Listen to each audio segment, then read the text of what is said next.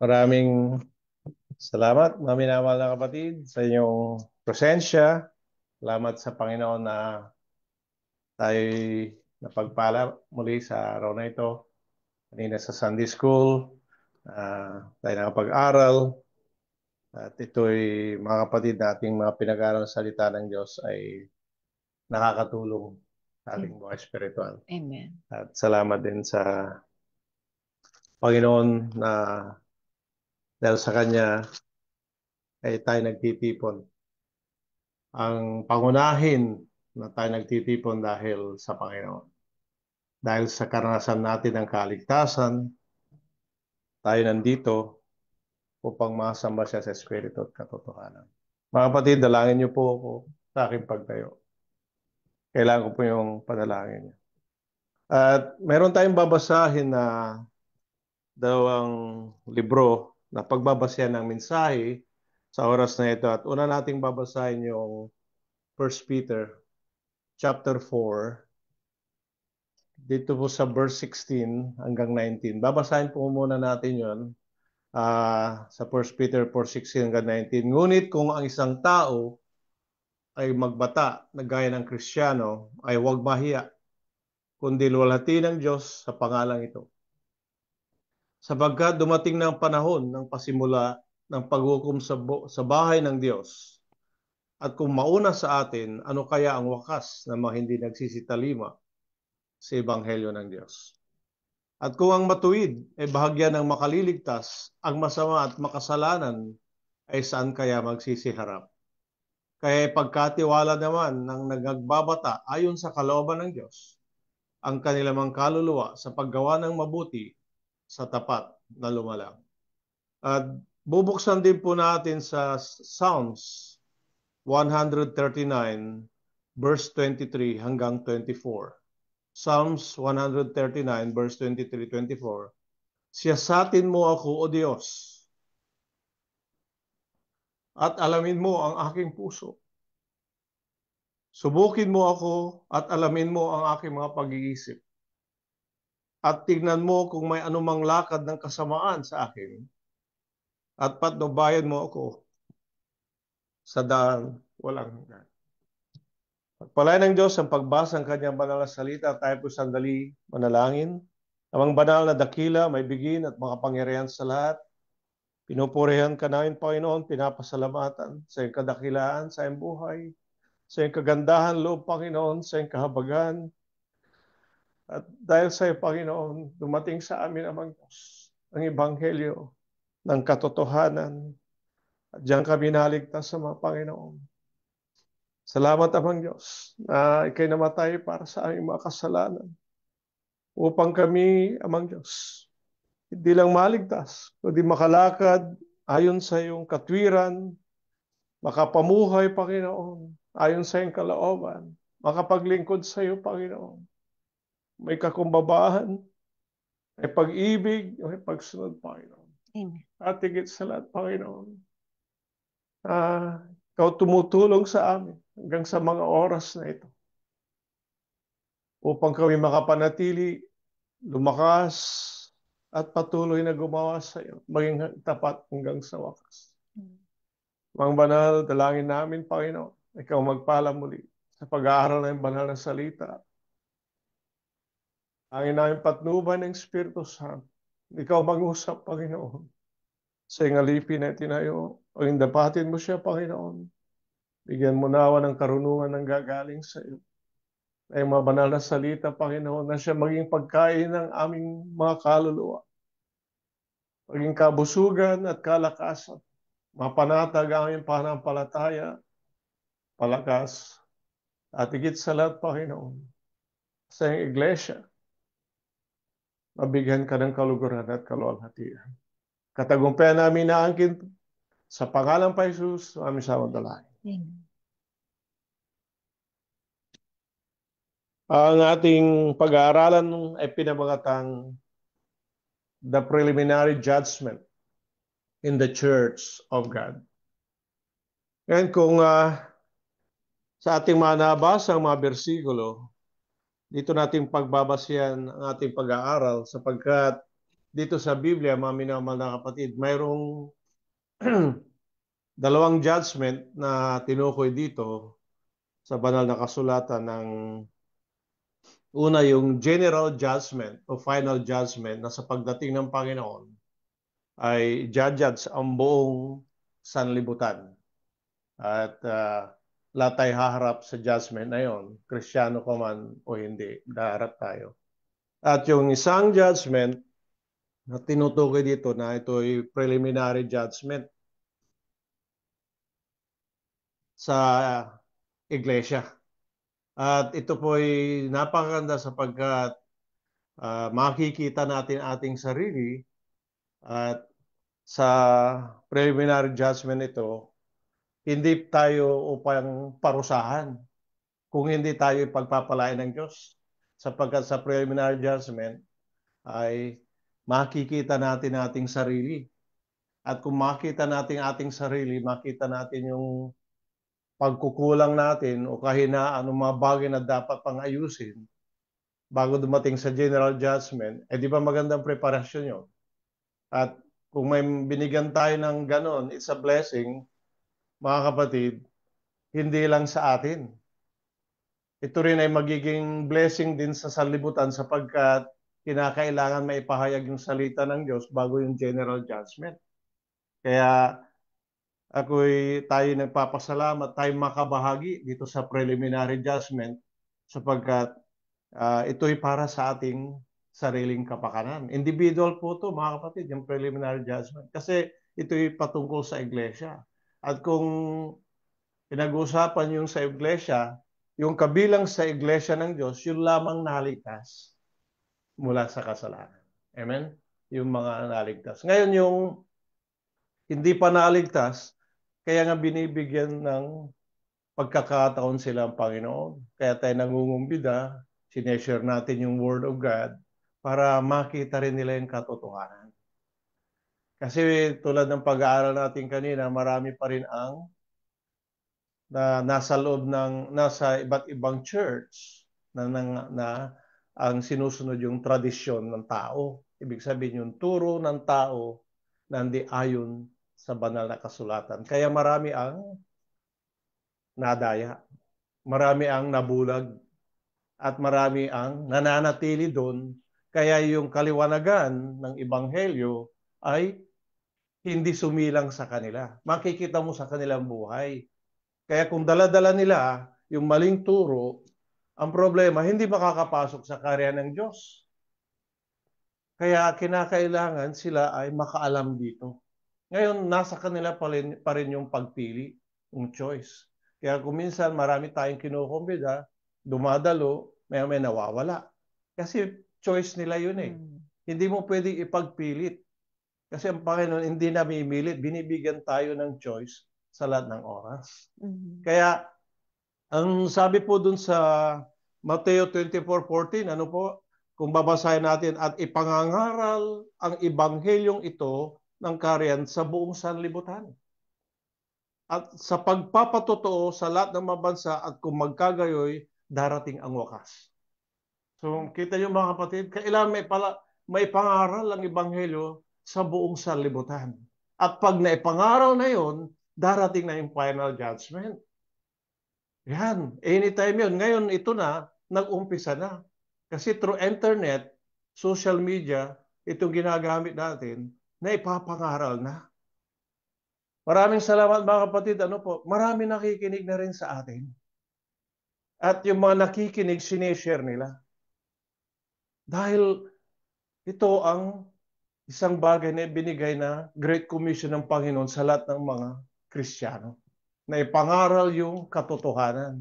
Yung Ebanghelyo ng karya ng Diyos. Hindi natin ipinapangaral yung ating sarili, kundi yung kung ano yung pinangaral ni Kristo, ipinangaral ng mga apostol, ito rin ipinapangaral natin. Kaya kailangan natin ang mag-aral at intindihin at tayo pasakop sa Espiritu Santo kung ano yung pinapasabi ng Panginoon, sasabihin natin yan. Hindi natin dadagdagan o babawasan para ang tao ay hindi madaya. Ang Kasi kung hindi may papayag ang salita ng Diyos, ang tao ay paniniwala ng mali. Kinakailangan mayroong magpapahayag ng katotohanan para ang tao ay mapalaya sa kasalanan. Number one yan eh. Kasi walang taong nasa kasalanan ang makakapasok sa karya ng Diyos. Amen po ba mga kapatid? Amen. Totoo yan. Kasi ang karya ng langit ay banal. Ang Diyos ay banal. Ang makakapasok nandun, yung mga namuhay na may kabanalan dito sa lupa. Isa pang bagay na nilalabanan yan ng dito sa sanlibutan. Nakikita mo yung pandaraya dyan. Yung Diyos ng sanlibutan na walang iba, ang Diablo, may mga tao na ginagamit. Na ang tao ay mananatili sa kasalanan, pwedeng mag-church, mananatili sa kasalanan, upang sila naman ay madaya. So, mayroong mandaraya. Ngayon mga kapatid, ang hangarin ng Ebanghelyo para maipahayag yung totoo. Ngayon, yung daladal natin Ebanghelyo, Ebanghelyo natin Panginoon.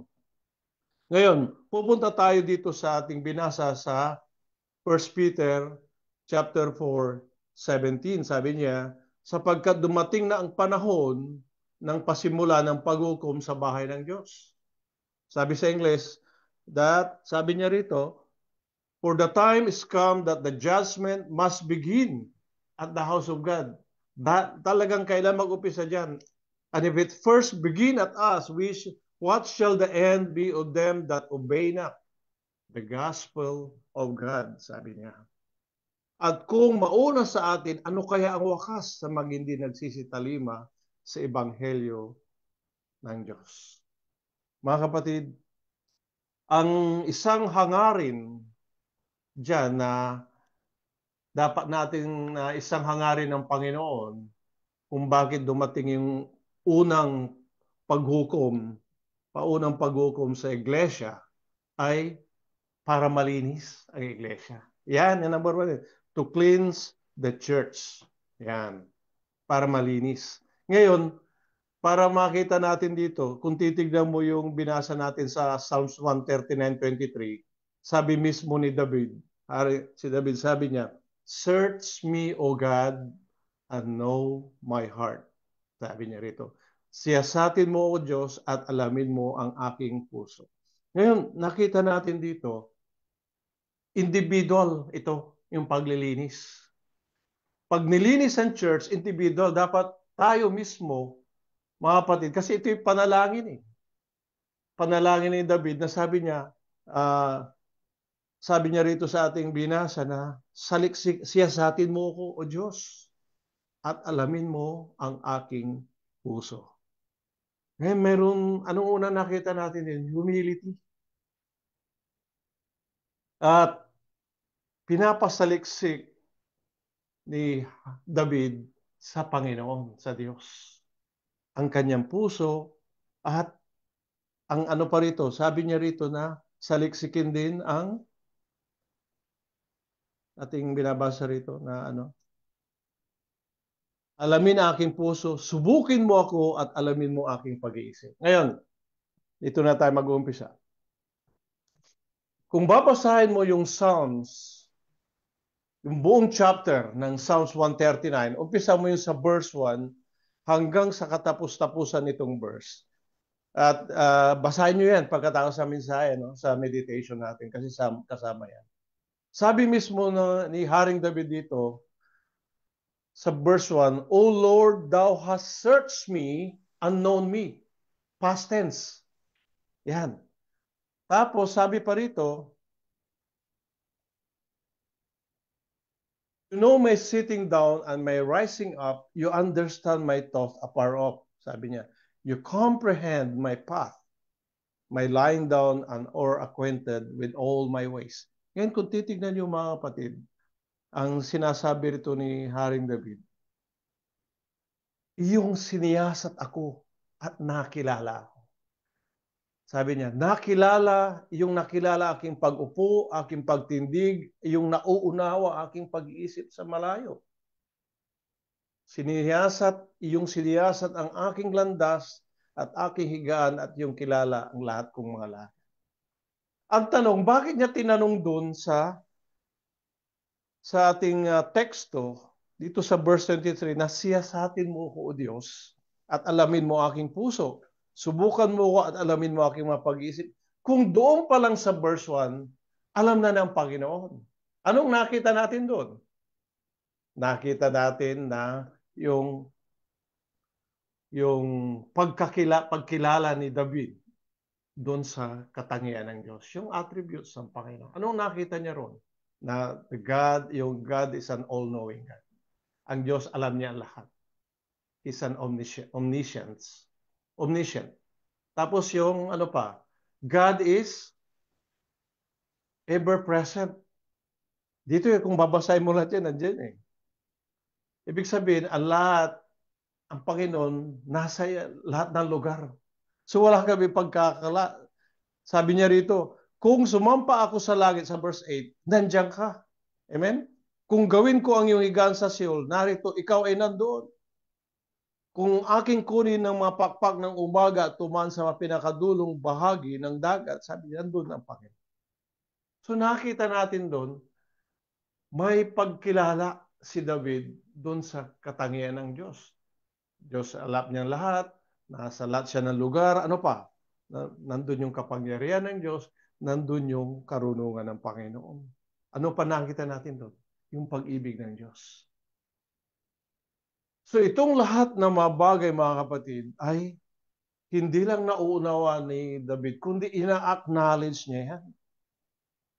At ito ay ina-apply niya sa kanyang spiritual na buhay, sa kanyang personal. Mga kapatid, dapat ito rin ang siyang gagawin natin. Kasi sabi niya, Diyos ay pag-ibig. Ina-apply mo ba yung pag-ibig ng Diyos sa'yo? Ang Diyos ay makapangyarihan sa lahat. Yung bang kapangyarihan ng Diyos sa'yo, na alisin ka sa kasalanan, naka-apply ba yan sa akin? Kung ang Diyos ay alam niya lahat ang ating ginagawa, dapat maging maingat tayo sa lahat nating ginagawa, sa ating iniisip at sinasalita. At kung ang Diyos ay nasa lahat ng bagay, saan tayo pumaroon dito, mga kapatid, nakikita ng Panginoon kung anong ginagawa rin natin, mga kapatid.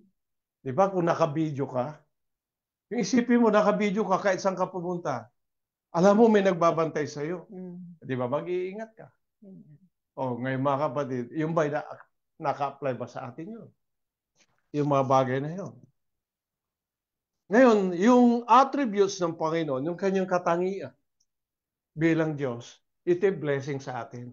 Kasi dito, mga kapatid, kaya sinabi mismo ni David na dito sa ating binabasa na siyasatin mo ako, O Diyos, at alamin mo aking puso.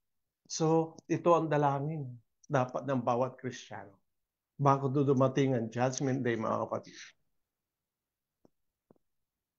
Pinapasiyasat natin yung ating sarili sa Panginoon. Pinapasiyasat natin ang ating puso at kailangan yung pagsubok. May subok yan, subukin at alamin mo ang aking pag-iisip. Ngayon,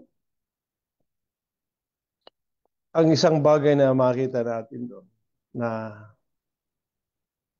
ang Diyos, ginagamit ang kanyang salita para tayo ay siyasatin. Yung salita ng Diyos at sa pamagitan ng Espiritu Santo. Dito kasi, ipinapahayag ng Panginoon ang kanyang kalooban, ang kanyang plano, ang kanyang banal na salita, ang katotohanan. At dito rin ang siyang magiging salamin ng ating buhay, mga kapatid. Kaya tayo nag-aaral ng salita ng Diyos. Di ba dati tayo nasa kasalanan? Ipinakita ng Diyos yung ating sarili nung tayo nakinig ng salita ng Diyos.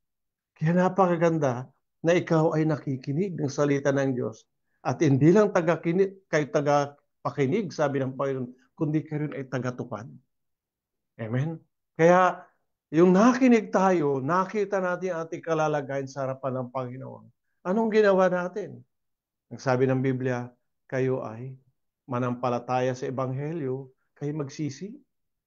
At yun ang nangyari sa atin. Ngayon mga kapatid, ang tanong doon, hanggang ngayon ba yung kaligtasan na tinanggap natin sa Panginoon na pag-iingatan ba natin? Walang amen. Amen, di ba? Kailangan. Kasi hindi ka maging mawawalan pa ka-Kristiyano mo pag nawala yung kaligtasan. Yung iba nangangaral, hindi daw mawawala yung kaligtasan eh. Dahil nasa Panginoon na raw yun. Totoo, yung pagliligtas ng Panginoon, hindi nawawala. Pero ang tao, magkukulang siya. Mawawala sa kanya yun. Kung siya ay nagkasala. Alam nga namang ligtas ka pa. Bumalik ka na nga sa kasala, ligtas ka pa. Tingnan mo, common sense. Bakit hindi man pinipilit yun na yun ang aral ng Diyos. Ngayon, pag pinasaliksik mo yung sarili mo sa Panginoon, anong nakikita natin? Higit natin nakikilala Kristo. Yun ang nire-reveal dyan eh. Pinapakilala ang ating Panginoon at yung kanyang banal na salita. Ngayon, ang tanong doon, yung katotohanan ba na tinanggap natin, kailangan hindi lang natin tinanggap, kundi nakikita sa atin palagi yun. At pag nasa atin yung katotohanan, tayo'y magiging totoong Kristiyano. Amen? Tingnan nyo ha.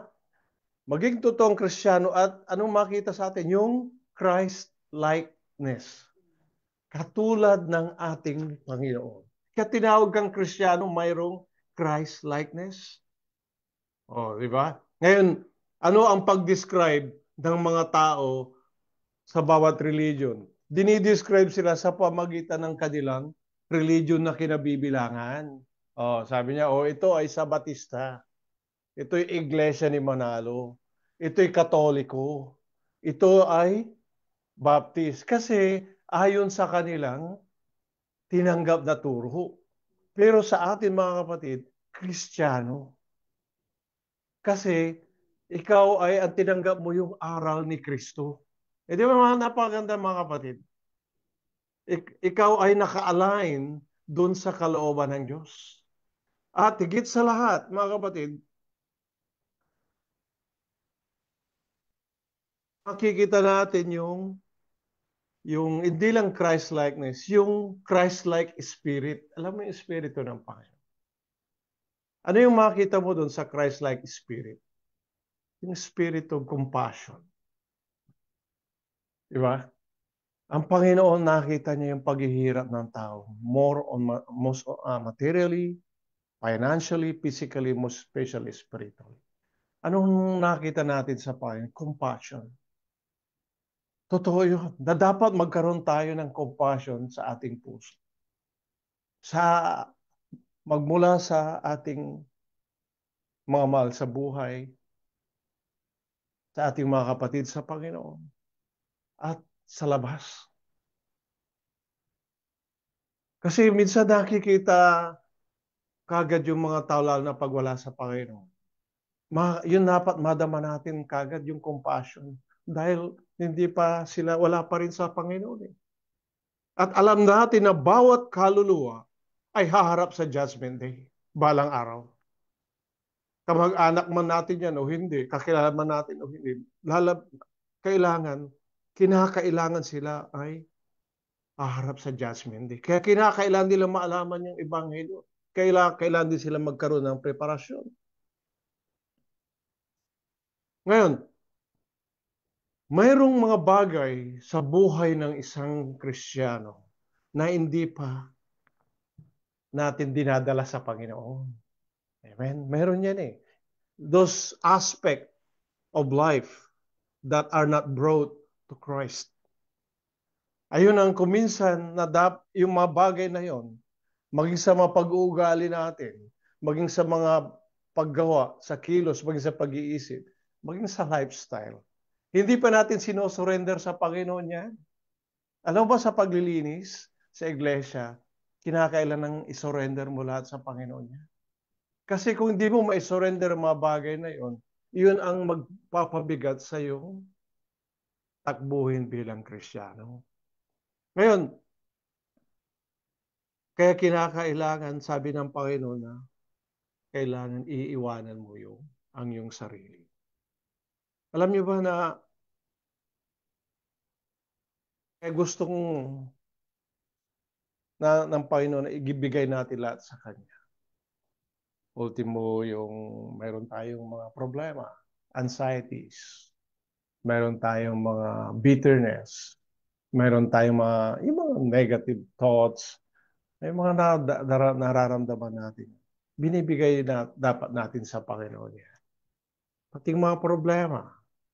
Kasi kung yung iba naman, may problema na nga, lumalayo pa sa Panginoon.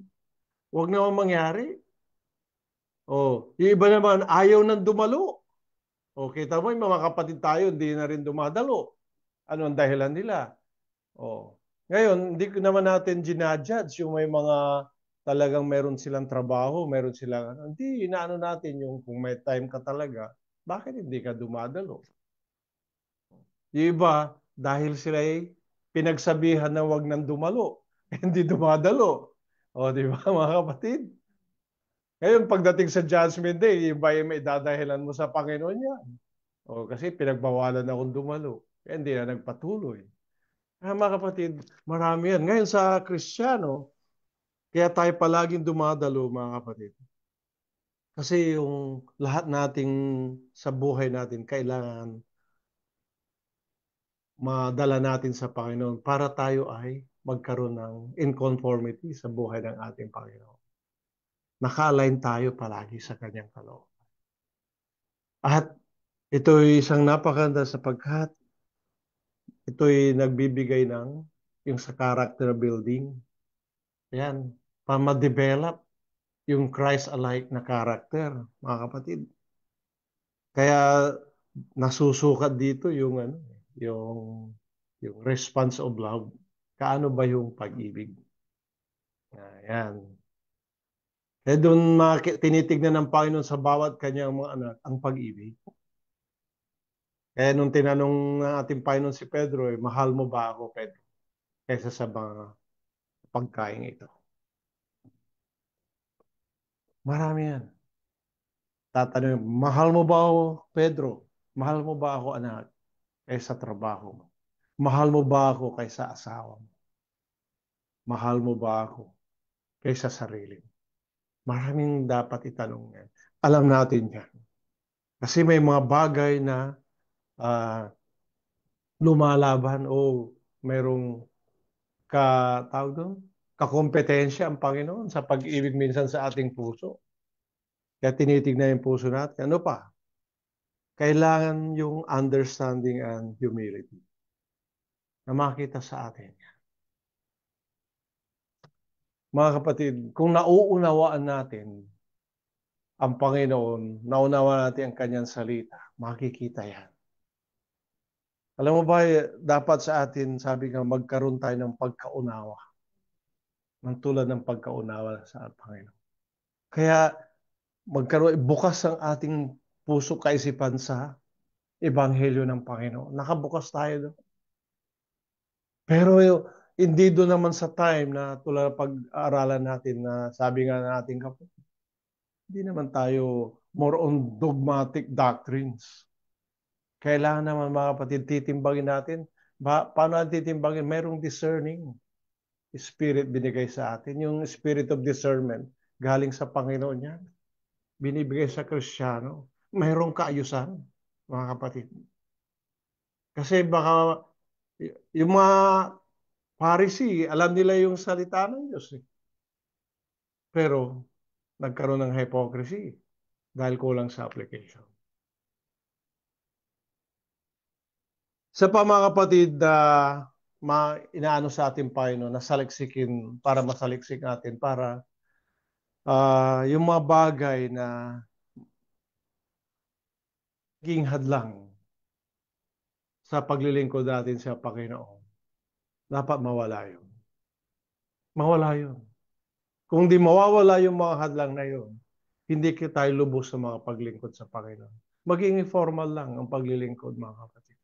At higit sa lahat, nagbibigay siya ng katagumpayan. Ngayon dito sa ating binasa, sa 1 Peter 4:16, ngunit kung ang isang tao ay magbata na gaya ng Kristiyano, ay huwag mahiya. kundi luwalhatiin ang Diyos sa pangalang ito. Sabi niya, yet if any man suffer as a Christian, let him not be ashamed, but let him glorify God on this behalf. So mayroong trials, mga kapatid. Sa preliminary judgment, mayroong trials. Sabi nga ni David sa ating binasa, sabi niya, subukin mo ako, Panginoon, at alamin mo aking pag-iisip. Amen? So magka-parehas doon sa sinabi dito kay Pedro at dito sa sinabi ni David. So yung trials is a part, it comes as a part of preliminary judgment. Sa hangarin na to test our faith, para subukin ang ating pananampalataya. Bakit kailan subukin ang ating pananampalataya? Para makita natin kung anong klaseng pananampalataya na sa atin. Amen? Kung ito ba'y totoo o ito ay hindi totoo. Amen? Ngayon, merong kasing tinukoy dito sa Biblia na bakit mayroong suffering na dinadanas ang Kristiyano. Yan. Ang sabi natin, Panginoon, darating ang pagbabata o suffering. Dahil kung paano siya nagbata, tayo rin ay dadaan sa pagbabata. Ibig sabihin, mayroong trials of faith, may mga adversities na darating sa atin. Pero mayroong klaseng pagbabata, ito yung resulta ng ating maling decision. Yan.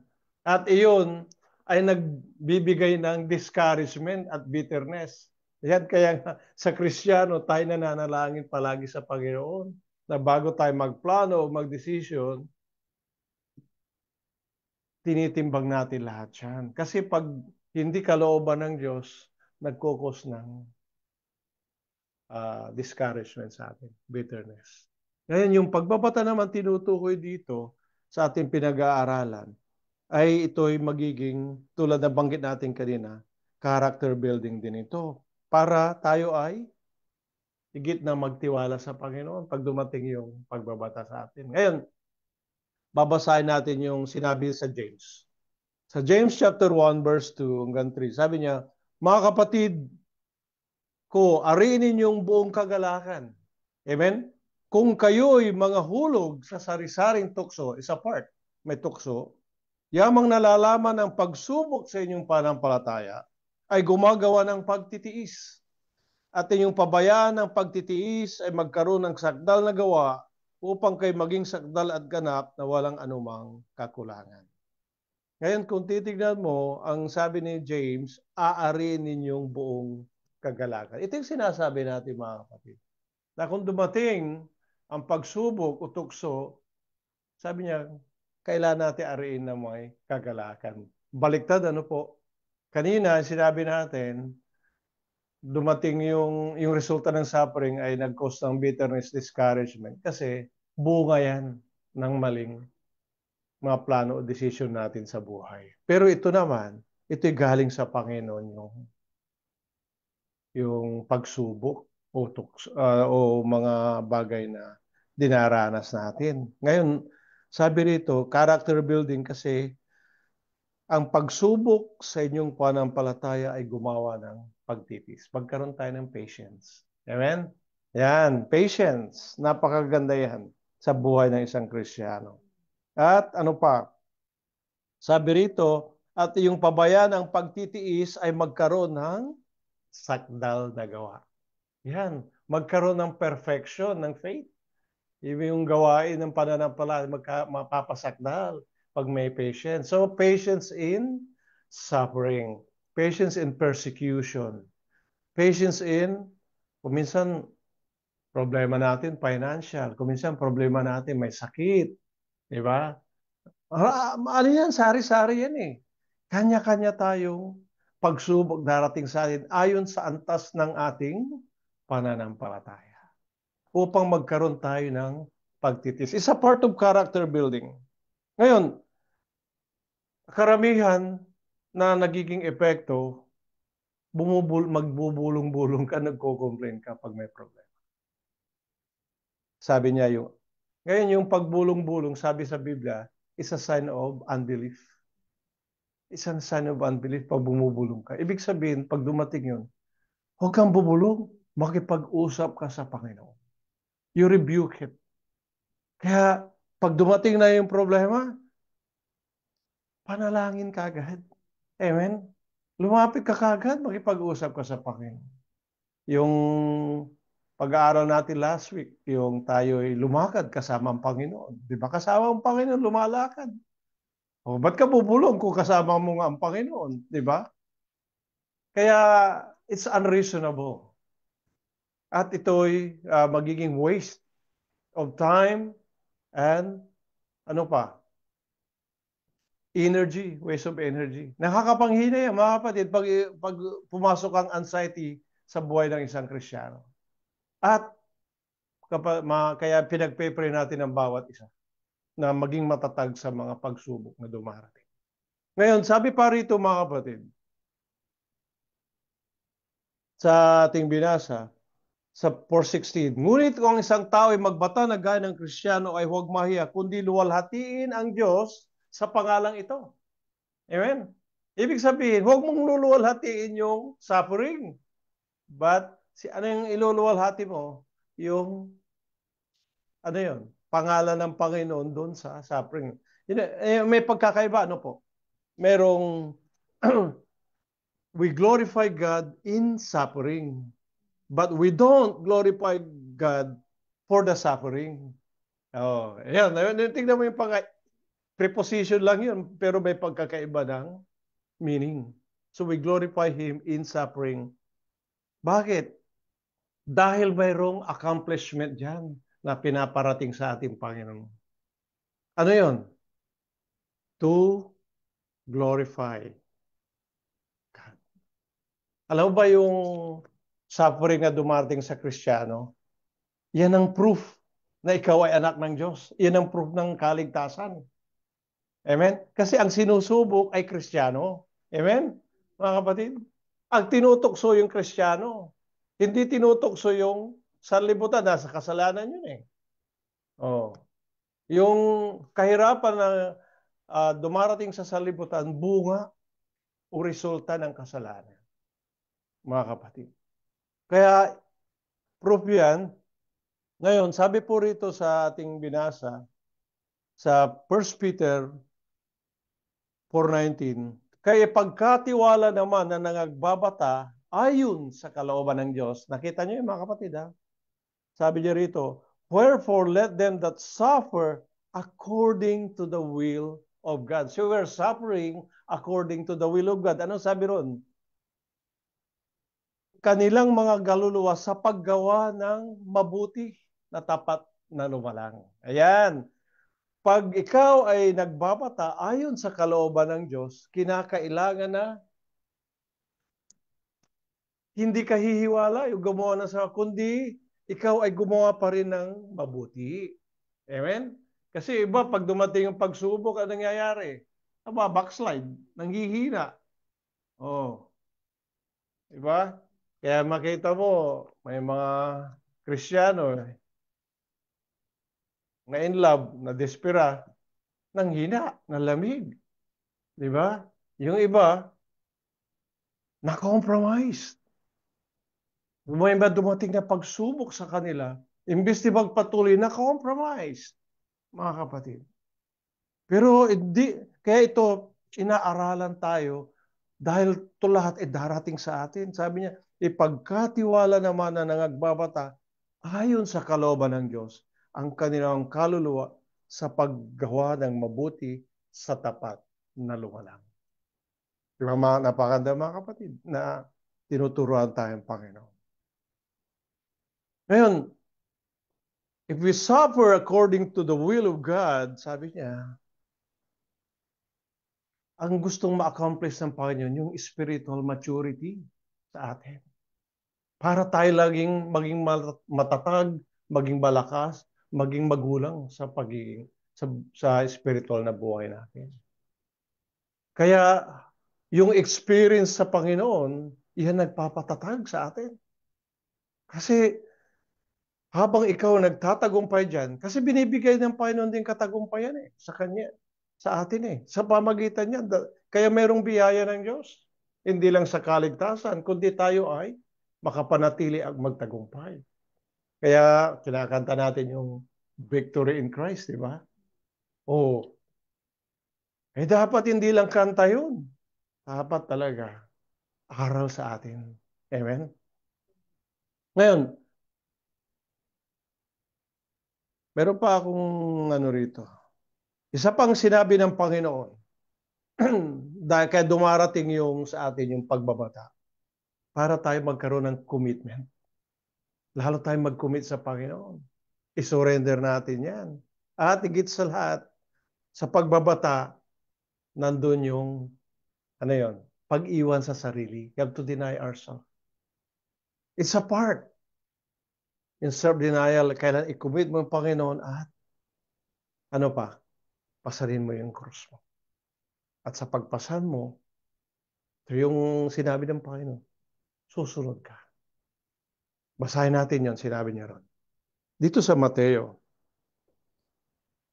chapter 16,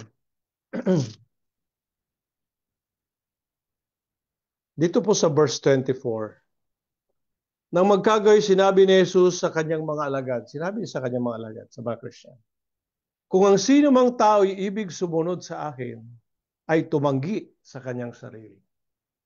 At pasanin ang kanyang krus at sumunod sa akin. Jesus said unto his disciples, if any man will come after me, let him deny himself, take up his cross, and follow me. Alam mo ba kung dumating yung problema sa buhay natin, Kristiyano mo hindi, lumalabas yung ugali. Doon mo makikita, lalabas yung ugali. Yung mga bagay na tinatago, lalabas yun. Oh, nagkakaiba kasi ang pag may action, mayroong reaction. Nagkakaiba yun, yung epekto. Depende sa pananampalataya. Alam mo ba mga kapatid, kung kailan tayo may problema, maging tahimik tayo. Kundi tayo ay patuloy na lumapit at manalangin sa Panginoon. Yun napakaganda. Kasi kung lalo tayong maging maingay, walang kabuluhan yun. Hindi ko naman sinasabi na hindi tayo maging unemotional. Ay hindi. Emotional na mayroon pa tayong emosyon. Nakakaramdam tayong sakit. Nakakaramdam, kuminsan dumarating yung pangamba, may takot. Pero dito tinuturoan tayo ng Panginoon, mga kapatid. Kaya nga sabi palagi, magsipanalangin kayong walang patid. Ikay manampalataya sa pangako ng Panginoon. Ang Panginoon kailangan hindi ka iwanan o pababayaan. Di ba? Oh, ito'y panandalian lang yung darating. Kita mo yung mga kapatid, kaya maganda nag-aaral salita ng Diyos. Mayroong sagot sa mga dumarating yan. Sino ba walang problema, mga kapatid? Kung ikaw ay naging Kristiyano, larong lalaki ang problema mo in the sense na marami ka ng responsibility. Amen? Hindi problema actually yun Kung hindi, kaya merong fellowship, kasama ang Panginoon, kasama ang kapatiran, dala-dala nyo lahat yan. That's why we have to, ano yun, damayan tayo sa mga pasanin, our burdens. Dinadamay natin. Meron tayong kadamay, mga kapatid. Oh. Yung sa gobyerno sa atin, may kadamay. Yung bibili ka, mura. Sa atin, sa Kristiyano, libre lahat ito. Yung galing sa Panginoon. Amen ba, mga kapatid? Hmm. Ngayon, doon sa ating binasa, sa 1 Peter, babasahin natin yun sa 1 Peter, na maganda rin itong sinasabi rito. 1 Peter, chapter 1, dito po sa verse 7. Upang ang pagsubok sa inyong panampalataya na lalong mahalaga kaysa ginto na nasisira, bagamat, sabi niya, ito'y sinusubok sa pamagitan ng apoy ay masumpungan sa ikapupuri at ikaluluwalhati at ikararangal sa pagkapahayag ni Jesucristo. Mga kapatid, hinalimbawa ito sa ginto. Alam niyo ba yung ginto? Kung makita yung processing ng gold, ano? Bago maging pure gold, dinadaan sa apoy yan. Pagdaan sa apoy, lahat ng impurities mawawala. At ang maiiwan yung ginto, pure na ginto. At doon yung titimbangin, by carats yun. Sa Middle East, ang dami dyan eh. Nga kapatid, doon tayo inahalimbawa. Ang sabi rito, ang pagsubok sa inyong pananampalataya ay lalong mahalaga kaysa ginto. Bakit sinabi rito ni Pedro na mas mahalaga ang pagsubok sa ating pananampalataya? Kasi yung ginto, material na bagay yan. Maiiwan lang dito yan. Yung pagsubok sa atin, mga kapatid, sa pananampalataya, higit pa doon sapagkat ito ang reason dyan, ay masusumpungan sa ikapupuri at ikalulhati at ikararangal sa pagkapayag ni Kristo. Might be found unto praise and honor and glory at the appearing of Jesus Christ. Mga kapatid. Ayan. Kaya nga yung gintong sinusot mo rito, walang kabuluhan yan. Kaya hindi na tayo nagsusot ng ginto, di ba? Oh, sinabi nga rito, hindi mahalaga yung ginto o hiyas na mamahalin kung hindi yung pagkataong loob. Mga kapatid, ito po sabi niya. Kaya sa Panginoon, yung pagsubok sa ating pananampalataya na napagtagumpayan, mas mahalaga yan sa harapan ng Panginoon. Amen mga kapatid? Bakit? Nakapagbigay tayong kalulatian ng Diyos. Alam ba sa pagtatagumpay natin, unang-una naluluwalhati ang Diyos. Amen? Sa maliit at sa malaki na pagtatagumpay natin, ang Panginoon na nabibigyan ng kaluwalhatian. Amen? Nabibigyan ng karangalan. Nabibigyan ng kaluguran. Kaya yun mga kapatid. Kaya yung napaganda isa pa na makita sa ating mga kapatid na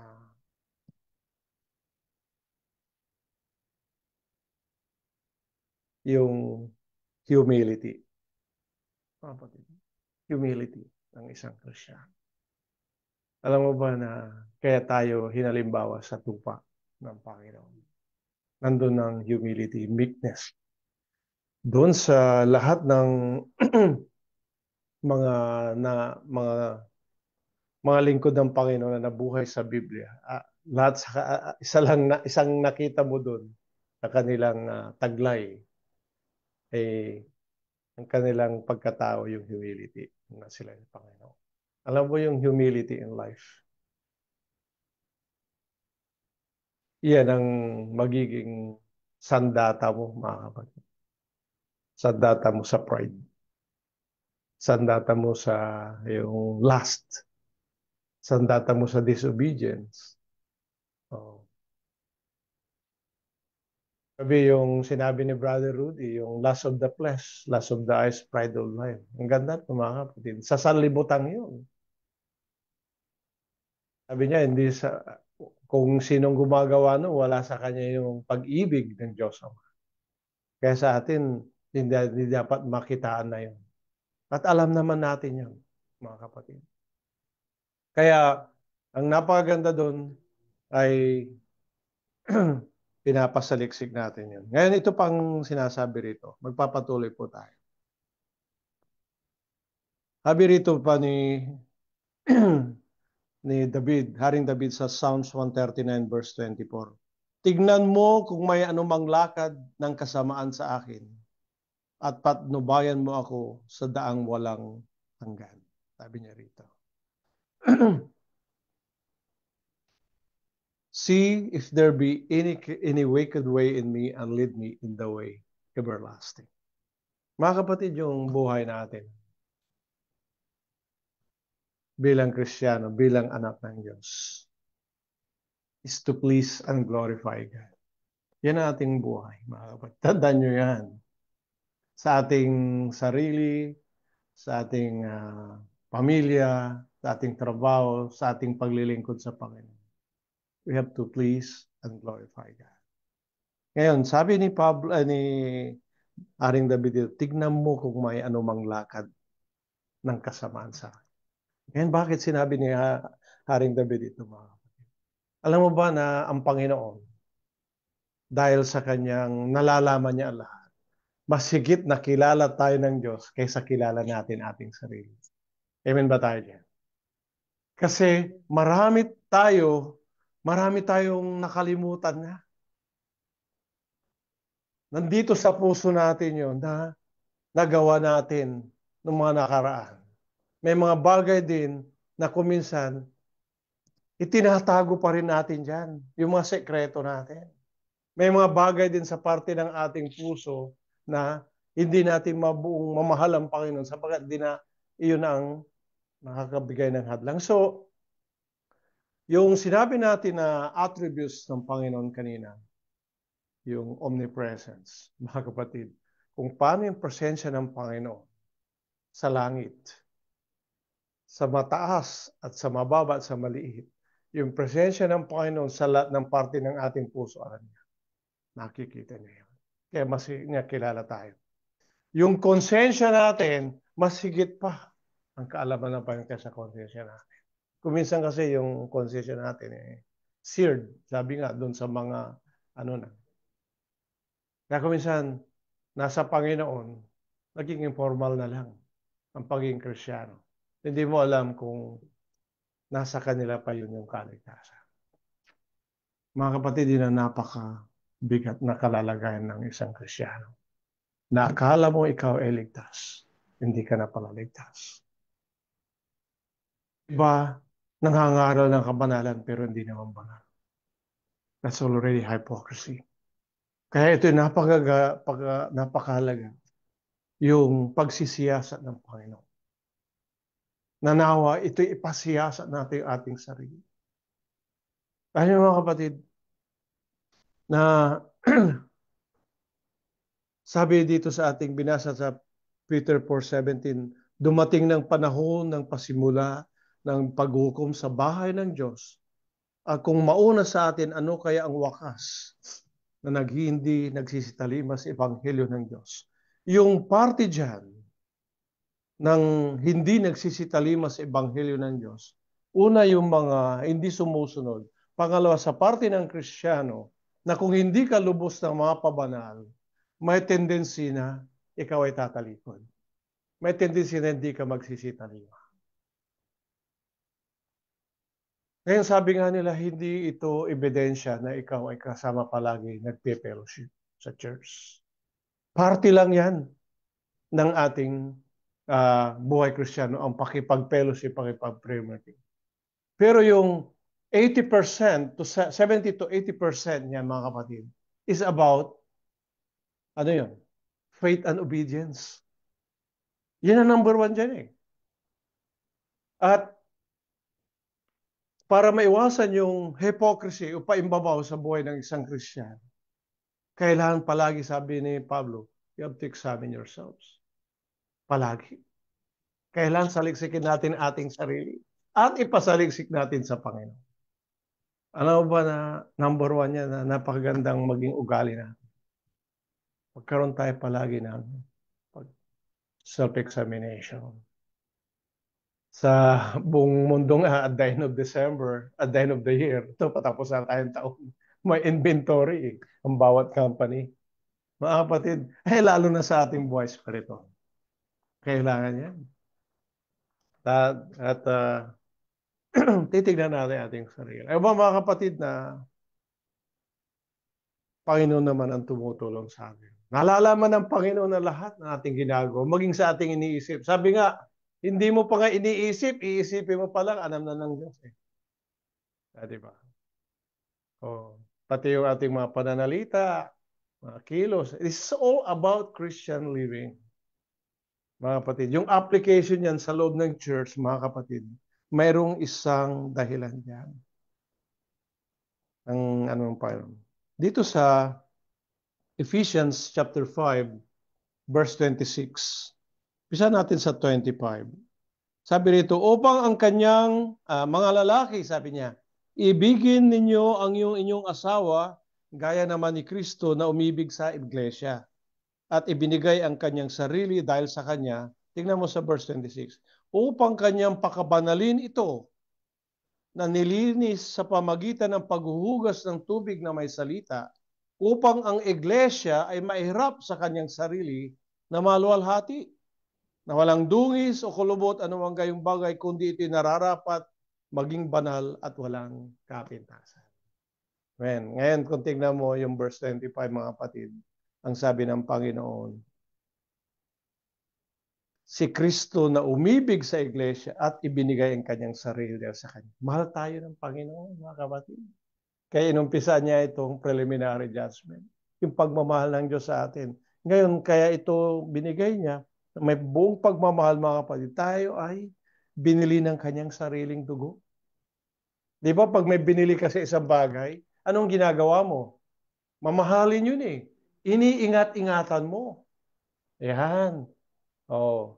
Kaya, ang sabi rito sa 26, upang kanyang pakabanalin ito, na nilinis sa pamagitan ng paghuhugas ng tubig na may salita. Sa verse 27, sabi niya, that he might present to himself a glorious church, not having spot or wrinkle or any such thing, but that it should be holy and without blemish. Mga kapatid, tayo papunta saan?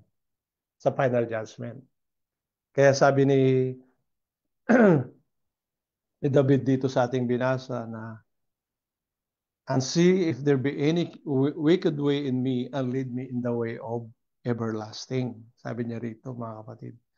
Tignan mo kung may anumang lakad ng kasamaan sa akin at padubayin mo ako sa daang walang hanggan. Panginoon, tignan mo kung mayroon kunti pang karumihan.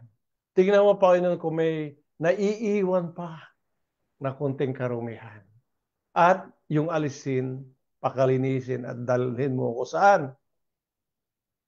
Sabi niya rito, sa daang walang hanggan.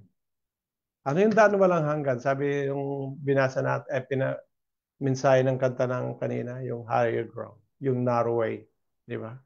Yung masikip na daan papunta sa langit. Na ang makakadaan lang doon yung mga Kristiyan. Yung mga naligtas lang. At yung malumalakad sa kalooban ng Diyos, sa katwiran niya, sa buhay na banal. Mga kapatid, ito'y napakaganda sapagkat pinapangindapat tayo ng Panginoon dito sa preliminary judgment sa iglesia. Pinapangindapat tayo at tayo pinapalakad doon sa daan ng katwiran, yung masikip na daan, yung papunta sa langit. At alam niyo, mga minamahal na kapatid sa Panginoon, lahat ng mga bagay sa salibutan ito ay matatapos. Ngunit isang bagay, tayo ay papunta sa buhay na walang hanggan. Yung ating paglilingkod sa Panginoon, ang ating katapatan, ang lahat ng ginagawa natin para sa Panginoon. Ito ang siyang magpapasya para rin tayo ay makapasok sa karera ng Diyos. Hindi ko pinapangaral na sa paggawa ng mabuting gawa, tayo pupunta sa langit, kung hindi sa pamagitan ng pananampalataya na may kalakip na gawa, mabuting gawa, ito'y binasbasan ng Panginoon, kasama natin Panginoon. Doon tayo pupunta. Amen, mga kapatid? Para maging maliwanag. Amen. Sa ibang sekta, ibang spiritual organization, gagawa ka lang ng mabuti. Oh, pupunta ka na sa langit. Hindi ganun, mga kapatid.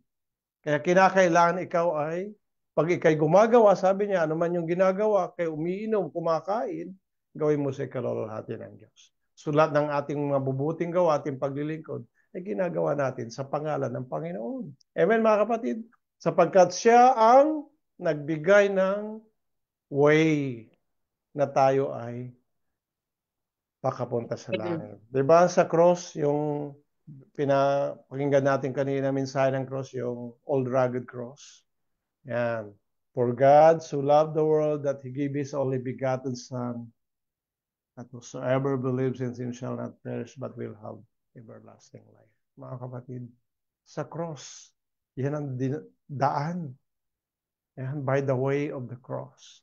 Kaya mga kapatid, sa bagay ang nakita natin na napakabuti po ng Panginoon. Bagamat may mga bagay din tayong pinagdadaanan, ngunit isang bagay naman ang nakikita natin dito. Tapatan ng Diyos. Hindi tayo iwanan pababayan. Dahil siya pa rin ang tumutulong sa atin hanggang sa oras na ito. Wala sa atin yung mga tradisyon, mga aral hindi ayon kay Kristo, mga aral ng tao, hindi aral ng ating Panginoon. Yun yung sabi niya dun sa Colossians. Mag-ingat kayo. Baka may bumihag sa inyo. Ito sa Colossians. Basahin natin yan. Chapter 2, Colossians.